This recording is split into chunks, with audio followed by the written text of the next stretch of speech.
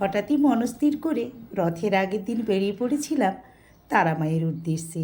এই বিকেল 3টে নাগাদ রাস্তায় একটু দাঁড়িয়ে আমরা একটু চা খেয়ে নিয়েছিলাম, আমি, বিক্রমদা আর সুতপা। আমরা 3জনেই একটা ছোট্ট গাড়ি নিয়ে মায়ের উদ্দেশ্যে রওনা দিয়েছিলাম।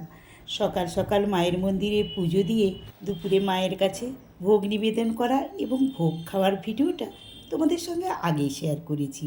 বিকেল 3টে নাগাদ মা রথে বেরোনোর ভিডিওটাও তোমাদের সঙ্গে শেয়ার করে নিয়েছিলাম। আর এই ভিডিওটা ছিল মায়ের কাছে সন্ধেবেলা শীতল নিবেদনের ভিডিও।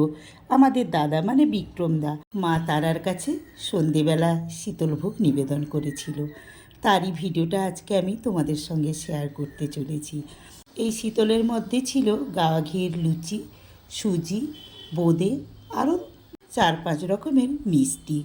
তো এটাই মায়ের কাছে শীতল নিবেদন করা হয়, অনেকেই দিয়েছে দাদার মতো। তো আমাদের দাদা স্পেশাল করে প্রতিবারে মায়ের মন্দিরে গেলে নিবেদন করে থাকেন। এবারেও সন্ধেবেলা যথারীতি শীতলের ভোগ নিবেদন করেছেন। মেন মন্দিরের গেট থেকে আমরা সেই ভোগের থালা মাথায় নিয়ে বাইরে বেরিয়ে এসে টুকরো টুকরো করে লুচিগুলোকে ভাগ করে নিয়েছিলাম। তারপরে দেখো গামলার মধ্যে রেখে আমি আর সুতপা পুণ্যার্থীদের মধ্যে সেই ভোগ বিতরণ করছি।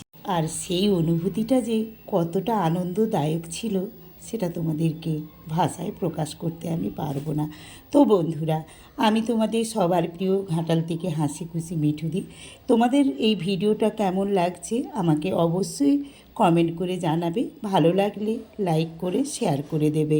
আর যেসব বন্ধুরা আমার এই চ্যানেলটা প্রথম দেখছো তারা আমার এই চ্যানেলটাকে সাবস্ক্রাইব করে দিয়ে পাশে থাকা বেল আইকনটিকে অল করে দিও, তাহলেই পরের ভিডিওগুলোর নোটিফিকেশান তোমাদের কাছে চলে যাবে আর তোমরাও আমার চ্যানেলে পার্মানেন্ট বন্ধু হয়ে যাবে।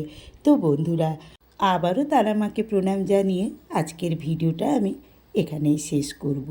পরের ভিডিওতে আবারও তোমাদের সাথে আমার দেখা হবে, কথা হবে।